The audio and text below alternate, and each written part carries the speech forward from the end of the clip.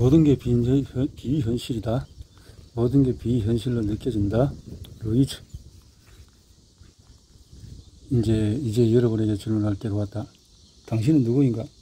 언뜻 보기에도 단순한 질문 같다. 답은 수없이 많을 수 있다. 나 자신이 누구인지 되게 타인의 관점에서 나온 생각이기 쉽다. 나는 나를 기자, 딸, 친구, 아내, 제임스 본드 팬으로 규정한다. 하지만 나를 구성하는 다른 것은 무엇이 있을까? 마트가 내게 보여줬듯이 나의 일부분에는 몸도 포함이 된다. 내 몸은 키가 큰 편이고 날씬하다. 발도 크다. 그러나 나의 일부분은 몸 안에도 존재한다. 감정, 기억, 생각, 견해, 신체 감각 등 모든 것이 나라는 존재의 느낌을 구성한다. 거울에 비치는 내 몸은 매일 바뀌지만은 몸 안에 있는 사람은 항상 똑같아. 과학자는 이것을 자아감이라고 부른다. 생각과 감각의 애착은 꽤 오래 갈 것 같다. 하지만은 항상 그렇지는 않다.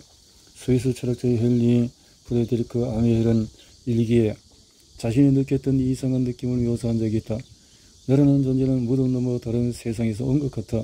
모든 것이 낯설다. 말하자면 진정한 나는 내 몸, 내 인격 외부에 존재하는 것 같다. 인격이 함몰되고 분리되어 있으며 영원히 표류하는 기분이다. 나는 미친 걸까? 이 증상은 후에 이인성 장애로 정의되었다. 이인성 장애는 자신으로부터 분리된 느낌을 받으며 외부와 내부 세계가 현실이 아닌 것처럼, 혹은 아미엘이 묘사했듯이 자신의 정신적인 경험에 더는 외여 있지 않은 것처럼 느낀다. 자기 자신이 출연하는 영화를 보는 기분이라고 설명하는 사람도 있고, 세계에 대한 지각이 질적으로 저하된다고 말하기도 한다. 어쩌면 직접 경험한 독자도 있을 수 있다. 짧게 나타나는 가벼운 이인성 장애는 특히 스트레스를 많이 받거나 피로가 심할 때 흔히 나타난다. 시차증이나 숙취 때문에 느낄 수 있는 멍한 기분이 바로 일시적인 이인성 장애 증상이다. 엑스터시 같은 마약류도 이런 기분을 불러일으킬 수 있다. 이인성 장애는 명확한 촉발에 없이 갑자기 나타날 수가 있고, 심각한 스트레스는 어린 시절의 트라우마 때문에 생기기도 한다. 이인성 장애가 자기 방어 기질이라는 가설도 있다. 극단적인 위험에 부딪히면 자아감은 스트레스에서 벗어나기 위해서 위험이 일어나는 세계에서 자신을 분리한다는 주장이다. 이 가설을 듣고 나는 어느 아침 치과에 가다가 잠시 이인성 장애를 경험했던 기억이 떠올랐다. 도로는 젖어 있었고 차가운 낙엽이 우리 집 근처 삼거리까지 쏠려와 있었다. 삼거리 끝 정지선에서 브레이크를 밟았을 때 차가 미끄러지면서 전속력으로 다가오는 차와 충돌했고, 그 뒤에 내 차는 빙글빙글 돌면서 가로등을 들이받았다. 이 모든 것 일이 너무나 느리게 일어나는 것처럼 느껴졌을 뿐만 아니라 내가 아닌 다른 사람에게 일어나는 일 같았다. 브레이크가 망가지자마자 내 몸이 내 것이 아닌 듯 내 몸에 분리된 느낌을 받던 것을 들으시 기억한다. 운영 교습을 받으면서 강사가 이런 상황이 어떻게 하라고 알려준 적이 있었는지 생각했던 것도 기억한다. 강사가 알려준 것이 없다는 사실이 확실해지자 그 다음에는 강사의 형편없는 통찰력에 분노했다. 그리고 예전에 본 영화에서 차가 미끄러지는 동안에 누군가가 페달을 밟아댄 것이 떠올라서 따라해봤다. 하지만은 차가 멈추지 않자 다가오는 차들을 보면서 어느 차와 충돌할지 관찰했던 것을 기억한다. 삼거리에서 점점 가까워지는 나 자신을 바라보는 기분이 들었다. 다가오는 다른 차에 경고할 방법이 없는지 생각하는 것, 나를 보고 놀랄 운전자에게 미안한 표정을 지으려 했던 것을 기억한다. 다가오는 첫 번째 차를 들이받고도 180도로 회전하는 차 안에서 나는 에어백이 왜 터지는지를 생각했고, 두 번째 충돌에서 조금이라도 덜 다치려면 어떻게 해야 할지도 생각했었다. 내 몸이 거의 나 자신이 아닌 것처럼 여겨졌다. 내 머릿속 어딘가에 이 광경을 지켜보고 있는 것처럼 느껴졌다. 슬로우 모션으로 진행된 지나는 길로 내 차가 도로를 가로질러 가로등에 부딪히면서 끝났다. 만약 이런 느낌이 이 인성장애라면 상당히 짧은 시간 동안에 지속된 셈이다. 가로등을 받은 차 앞부분이 찌그러지면서 어깨에 가해지는 고통은 나 자신에게로 되돌려 놓았다. 그러나 이 인성 증상이 주는 느낌이나 나 자신에게 분리된 기분은 누군가에게는 영원한 삶의 궤도이기도 하다. 색색의 테라스가 달린 집들이 줄지어 선 좁은 뒷골목으로 들어섰다. 비는 세차게 내리고 자갈이 깔린 길은 너무나 좁아서 내 소형차도 돌리기도 힘들었다. 나는 영국 남쪽 해안 도시인 브라이튼에 왔다. 차에서 내려서 가장 가까운 집에 문이 열리자 비를 피해서 뛰어들었다. 작은 아이가 나를 보고 웃었다. 헬렌이세요? 나는 아이를 따라서 집으로 들어갔다. 안녕하세요. 나는 큰 소리로 말했다. 로이즈가 불쑥 계단 위에서 나타나 내게 손짓을 했다. 거실에서 아이 2명이 고개를 내밀고 나를 쳐다보았다. 안녕하세요. 기분이 어지러워도 이해해주세요. 몇 년에 전에 만났던 로이즈 같지 않았다. 당시 르네라의 데이트 미술관에 있던 로이즈는 마음이 산란하고 경계심이 높으며 탈진한 듯이 보였다. 주변 사람들을 공허한 눈으로 쳐다보았다. 그때 로이즈는 자신이 연극 무대에 서 있는 것 같고 나를 포함한 주변의 모든 사람이 배우처럼 느껴진다고 말했다. 로이즈는 세상에서 완전히 동떨어져 있는 것 같았다. 나는 내가 당신에게 말하는 것을 들을 수 있어요. 이성적으로는 이게 내 목소리라는 것을 알지만 내 목소리가 같지 않아요. 모든 게 현실처럼 느껴지지 않아요. 지금 부엌에서 주전자에 물을 끓이는 로이즈는 완전히 다른 사람 같았다. 우선 구불거리던 금발이 짙은 갈색으로 바뀌었다. 하지만 가장 크게 달라진 것은 로이즈의 눈이었다. 1년 전 세상에 거리를 두고 의심하던 눈은 지금 맑고 초점이 정확했다. 밝게 있는 로이즈 자신감이 넘쳤고 엉망으로 어질러진 것을 두고 농담을 던졌다. 로이즈는 차를 2잔 따른 뒤 내게 좁은 계단 아래층으로 가리켰다. 아이들 목소리가 들리는 거리에서 벗어나자 로이즈는 내게 이렇게 말했다. 지금은 인성 증상이 와도 당황하지 않아요. 그냥 나 자신에게 이것이 현실이 아니야. 그냥 내가 그럴 뿐이야. 바뀐 건 없고 이건 내 발이고 여긴 내 집이고 계속 오늘을 살아가면 돼라고 타이르죠. 로이를 저는 차라고 생각했던 것을 열어보였다. 그거는 밝게 꾸민 칵테일이 바였다.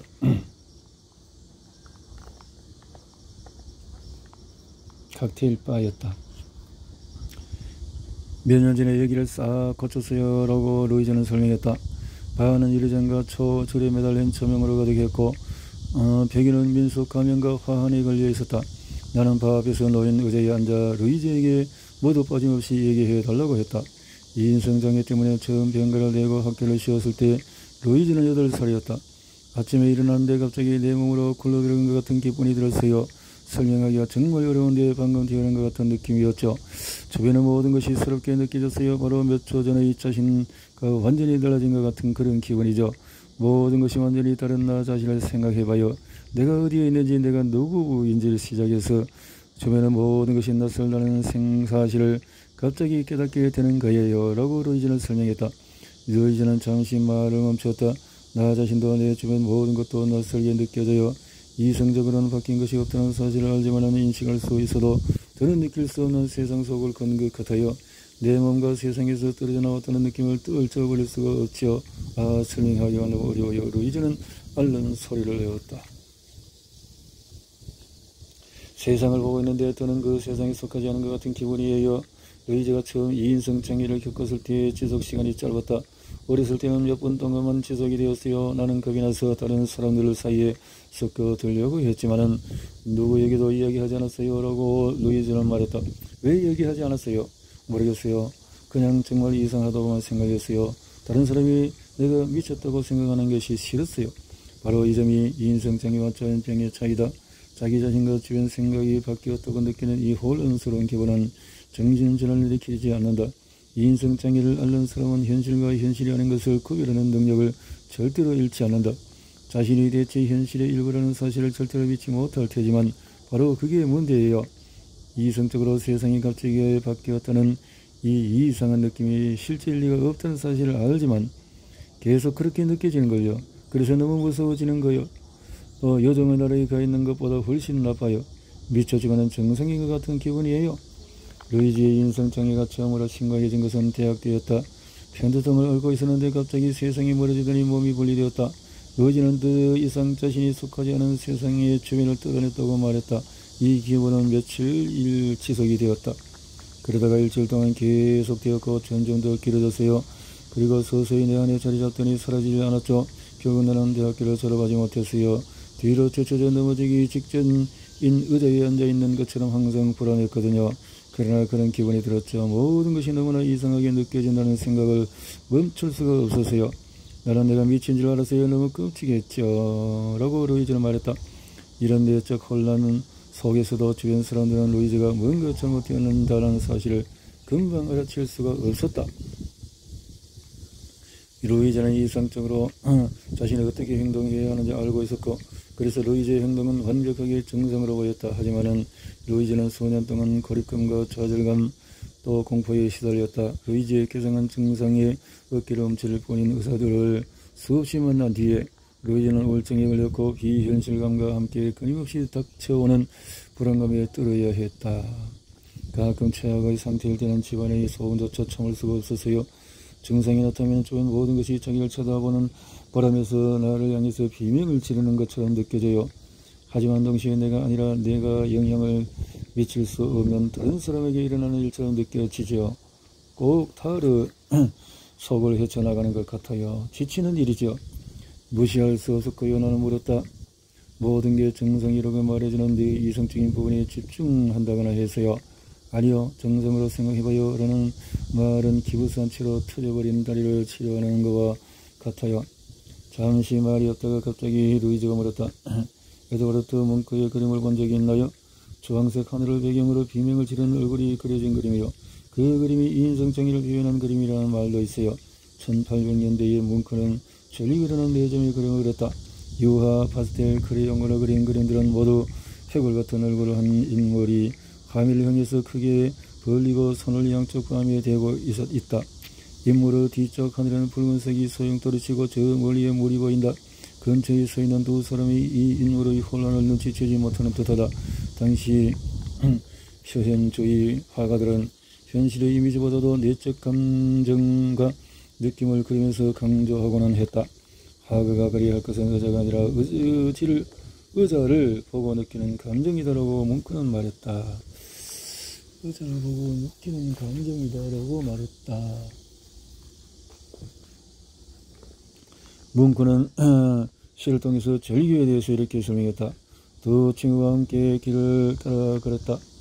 해는 저물고 하늘은 붉게 물들었다. 나는 슬픔과 파도를 느끼며 죽음에 지쳐서 걸음을 멈췄다. 위에 짙은 남빛의 피어와 도시 핏빛 불꽃 같은 해가 맴돌았다. 친구들은 계속 걸었고 나만 뒤에 남아서 삶의 불안에 몸을 떨었다. 자연 속에서 거대한 절규를 느꼈다. 내게는 그 그림이 너무나 와닿아요. 사람과 풍경이 나를 향해 비명을 지르고 있죠. 인성정의를 정확하게 나타낸 거예요. 그럴 때면 침착할 수가 없어요. 외부 세계만 낯설게 보이는 것이 아니라 내 마음속도 낯설게 보이죠. 친숙했던 모든 것이 이질적으로 변해요.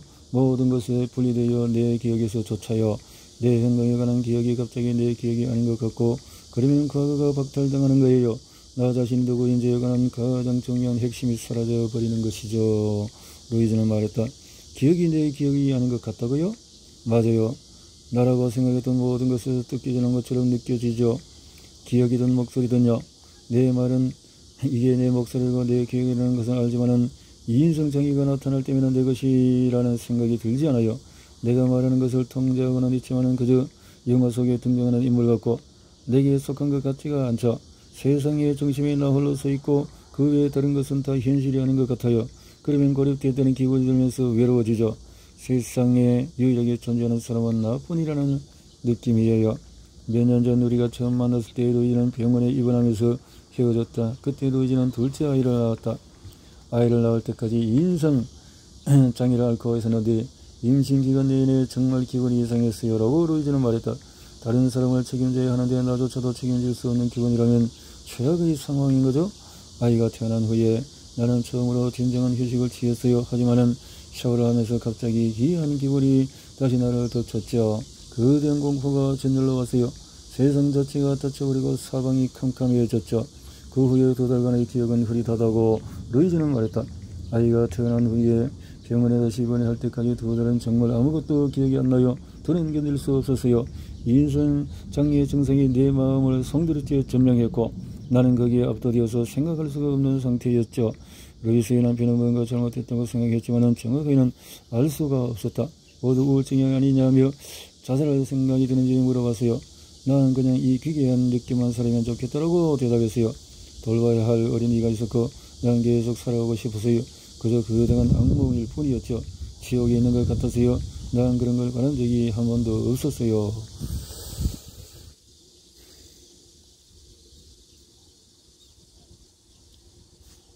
그래요. 루이즈를 처음 만난 뒤에 나는 이 인생 정의에 대해서 더 자세히 알아보려고 인터넷 사이트를 찾아서 몇 개의 포스터를 둘러보았다. 어떤 사람이 자신이 누구인지와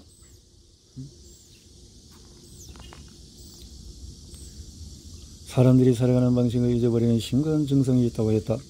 내가 최선을 다해서 지구인 흉내를 내는 다른 차원에서 온 외계인처럼 느껴집니다. 내 모든 기억은 그대로지만 기억을 믿을 수 없다는 기분이 들고 내 뇌는 기억을 받아들이지 않고 동화되지도 않습니다. 라고 그는 말했다. 또 다른 사람은 자신을 적의 껍질도 못한 껍데기일 뿐이다. 나를 고정하던 모든 것은 더는 존재하지 않는다라고 표현했다. 어떤 사람들은 자신의 세계에 속하지 않는 사람들과 어울리고 싶지 않아서 집안에 스스로 갇혀있다.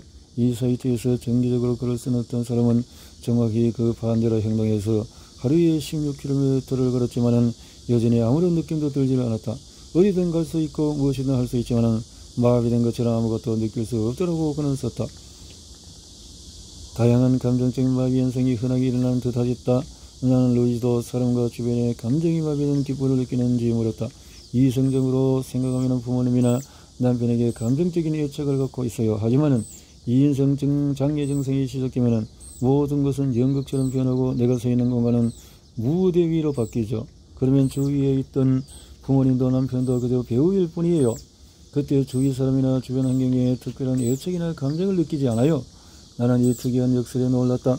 루이즈와 이인성 장애 사이트에 있던 사람들은 감정적 마비 증상과 자신과 외부 세계의 단절을 호소했지만 이 기괴함에서 비롯한 고통이 주는 강렬한 느낌 때문에 괴로워했다. 문구의 그림처럼 이인성 장애 환자들은 세상이 자신을 향해서 비명을 지르지만 자신은 그 세상에 속하지 않는다고 느꼈다. 아무것도 느낄 수 없는 동시에 모든 것을 느끼는 일이 가능할까? 이 질문에 대한 답은 흔치 않은 살인사건에서 시작이 된다. 1921년 여름 윌리엄 하이타워는 캘리포니아의 살라다 해변의 어딘가에 묻혀있는 밀주 위스키를 쳐들고 모래를 파내고 있었다. 신문기자에게 말했다. 하는 동안에 검은색 영대 해를 찾아놓은 하이타워는 그 영대가 베들릭 해슬린 신부의 것 같다고 말했다. 베들릭 해슬린 신부는 그 지역의 사제로 일주일 전 자취를 감추었고 몸값을 요구하는 편지가 날아왔었다. 해슬린 신부를 찾기 위해서 하이타워는 기자와 한 무리의 경찰과 함께 자신이 파헤치던 해변으로 갔다. 사람들은 모두 모래를 파기 시작했다. 한 경찰이 하이타워에게 밑에 묻혀있는 시체의 얼굴을 사고로 내리치지 않게 조심하라고 말했다. 그러자 하이타워는 신부님의 발자국을 파고 있으니 걱정하지 말라고 말했다. 하이타워는 체포되었고 해설린 신부의 시체가 발견이 되었다. 샌프란시스코 포스트지는 하이타워가 심박박 동수 호흡수 사이코 그래프라는 새로운 기계의 시험 대상이 되었다고 보도했다. 지역 언론은 존 어거스터스 러슨이 발명한 이 기계에 재빠르게 거짓말 탐지기라는 이름을 붙였다. 라슨의 기계는 혈압과 피부 전도도 맥박 호흡을 측정하는 기계였다. 라슨은 몸의 반응을 측정하면 거짓말을 탐지할 수 있다고 믿었다. 하이타워는 거짓말 탐지기의 첫 번째 대상이었다. 8월 17일 지역신문의 일면머리 기사 제목은 과학이 하이타워가 유죄를 증명하다였다. 경찰은 나중에 하이타워의 호텔방에서 신부를 살해한 권총과 몸값을 요구하는 편지를 쓰는 데 사용한 타작이 약간의 모래를 찾았다. 과학계가 거짓말 탐지기를 완전히 받아들이기는 신뢰도가 낮았지만 인간의 무의식적인 신체 반응이 생각과 연결되어 있다는 사실을 최초로 증명한 사례였다. 직감을 믿고 이 일을 진행한 것이 있는가? 아니면 마음을 느끼는 대로 한 적이 있는가? 우리는 항상 몸의 감각에 의지한다고 얘기하지만 이 말에는 깊은 뜻이 숨어 있다. 심장박동을 예로 들어보자.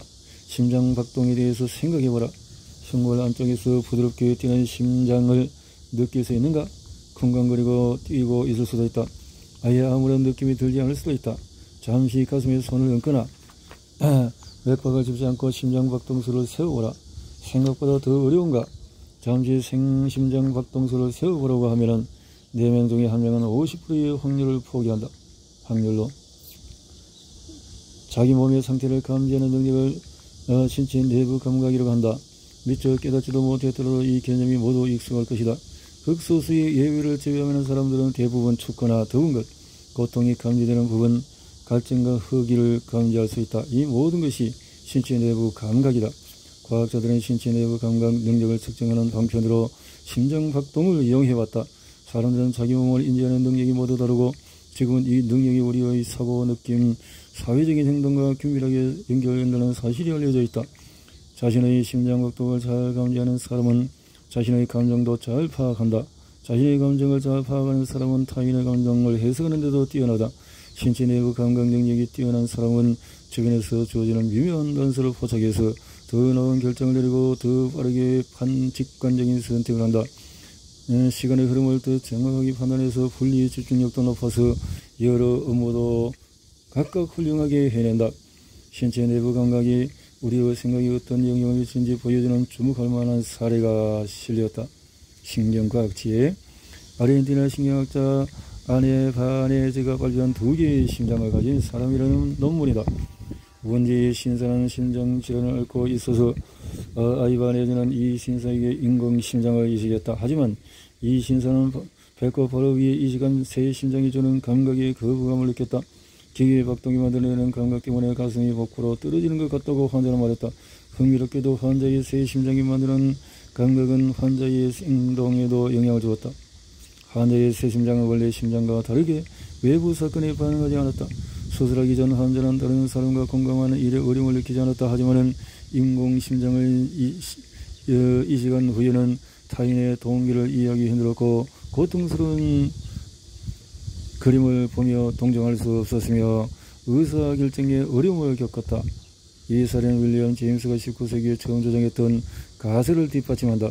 제임스는 우리가 외부 세계에 일어나는 일을 지식하며 이성적인 방법으로 기억할 수 있으며 세계에 대한 풍부한 감정적인 반응을 상기시키는 우리의 몸의 반응, 즉 심장박동, 순환, 또 손바닥에 나는 땀 같은 것을 기억한다고 주장했다. 이 분야에서 가장 영향력이 있는 인물이 포르투갈 과학자 안토니오 다마시오. 감정과 느낌을 각각 분리된 별개의 것으로 설명한다. 이렇게 이런 가설들이 있다는 거죠. 이렇게 최근 연구를 보면 내부 감각이 나오는 모든 정보를 통하는 내 영역은 뇌섬엽이다. 뇌섬엽.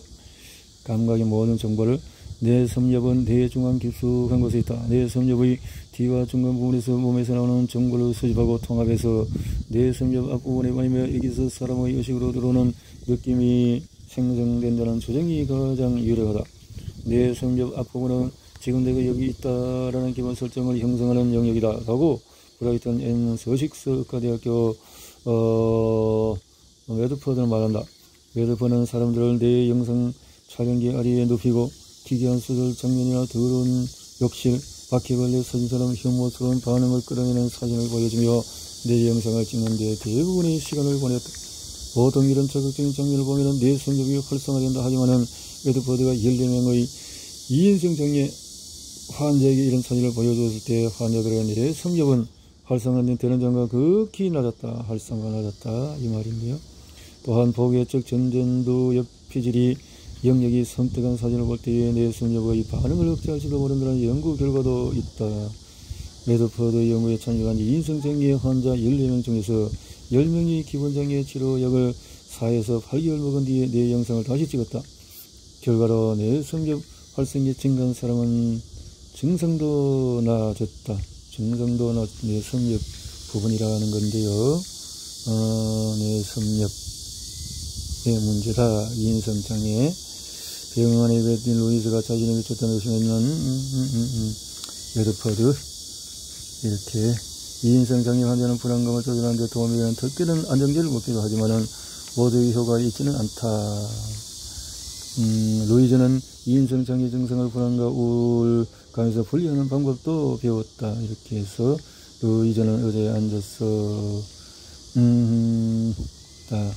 아이들이 인사하고 나는 비가 쏟아짐으로 밖으로 나왔다. 이렇게 해서 만남을 체험하고 다음 실험에서도 신체 내부 감각을 통제하려는 수많은 시도는 모두 효과가 없었다.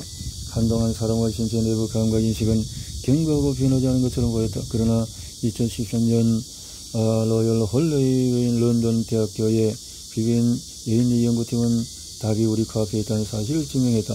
예인리 연구팀은 시험 대상자 45명에게 자기 사진을 보내서 혹은 자신을 묘사하는 6개의 단어적 이름, 고향, 친한 친구 이름들을 보면서 심장박동수를 써보게 했다.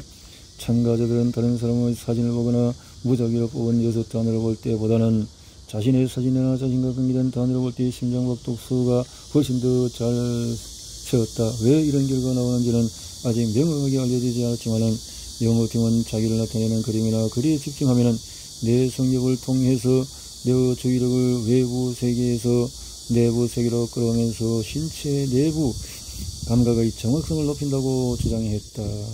여기에는 인성 효과가 있다. 인성장애 환자뿐만 아니라 식욕 부진이나 우울증처럼 더 흔한 질환을 앓는 환자에게도 도움이 될 수가 있다. 식욕 부진이나 우울증은 모두 신체 감각 인식이 극히 낮은 현상과 관련이 있다고 여겨졌다. 신체 내부 감각 여기까지.